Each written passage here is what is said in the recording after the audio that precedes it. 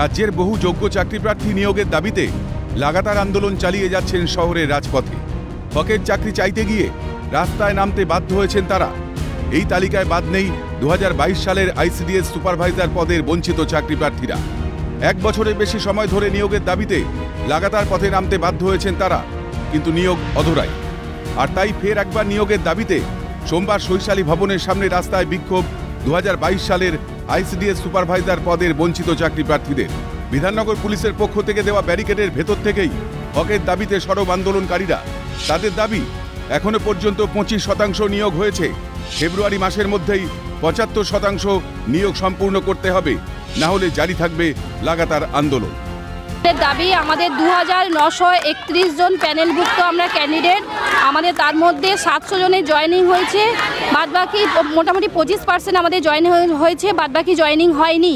আমরা একই প্যানেলভুক্ত হওয়ার সত্ত্বেও কেন আমরা বঞ্চিত হব? তাই আমরা চাইছি আমাদের 1 সপ্তাহের মধ্যে সবার ভোট প্যানেল যেন জয়েনিং দেওয়া হয়। ডিরেক্টর ম্যামের কাছে আমরা যতবারই আসি, ডিরেক্টর ম্যাম আমাদের কোনোবারই আশ্বাস দেন না।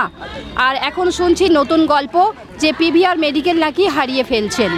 আমরা তাই চাইছি এইভাবে আমাদের দিনের পর দিন রাস্তায় নেমে আমাদের আন্দোলন আমরা চালিয়ে যাব যদি আমাদের জয়েনিং না পাই। 2931 জনের মধ্যে মাত্র 1000 জনের মতো জয়েনিং হয়েছে। 1000-এর মধ্যেও ওরা মিস আপ করে গিয়েছে অনেকজনকে।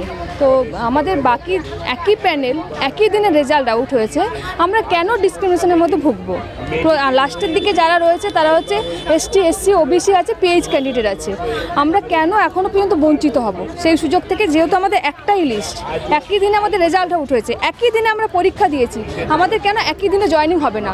ওরা বেতনটা বেশি পাচ্ছে আগে থেকে, ওরা সিনিয়রিটি লাভ করছে, আমরা কেন বঞ্চিত হব?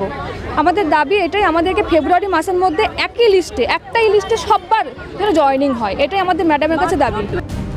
প্রসঙ্গত 2022 সালে পাবলিক সার্ভিস কমিশনের মাধ্যমে 2931টি পদে আইসিডিএস সুপারভাইজার নিয়োগের জন্য পরীক্ষা হয়। পরীক্ষায় সফল প্রার্থীদের মেরিট লিস্টও প্রকাশিত হয়। মেডিকেল থেকে শুরু করে ভেরিফিকেশনও সম্পন্ন হয়ে গিয়েছে, কিন্তু নিয়োগ মেলেনি সবার। সোমবার পুলিশ এসে আন্দোলনকারীদের সরিয়ে দিতে গেলে পুলিশের সঙ্গে ধস্তাধস্তি হয় আন্দোলনকারীদের। আটকও করে নিয়ে যাওয়া হয় কয়েকজনকে।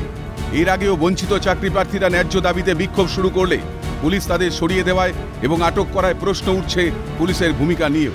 এই হেনস্থা থেকে নিস্তার কবে মিলবে? ঠিক কতটা বঞ্চনা, কতটা আন্দোলন শেষে সুরাহা মিলবে, নিয়োগ মিলবে? প্রশ্ন কিন্তু থেকেই যাচ্ছে। আইসিডিএস সুপারভাইজাররা কিন্তু বারংবার সৈশালী ভবনে এসেছেন এবং তারা কিন্তু তাদের দাবি জানিয়েছেন, কিন্তু দাবি জানিয়েও কিন্তু এখনও পর্যন্ত শুধুমাত্র 25% নিয়োগ হয়েছে।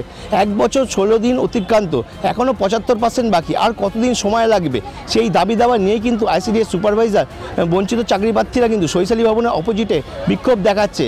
এই মুহূর্তে কিন্তু সৈশালী ভবনের অপোজিটে যেখানে বিক্ষোভ দেখাচ্ছে সেখানে কিন্তু বিধাননগর পুলিশের পক্ষ থেকে ব্যারিকেড করে দেওয়া হয়েছে এবং ব্যারিকেডের ওই পারে কিন্তু বিশাল পুলিশ বাহিনী রয়েছে এবং তারা কিন্তু এই ব্যারিকেডের মধ্যে বসেই কিন্তু তাদের যে মূল দাবি সেই দাবি নিয়েই কিন্তু এখনও পর্যন্ত বিক্ষোভ দেখাচ্ছেন সৈশালী ভবনের অপোজিটের রাস্তায় বসে।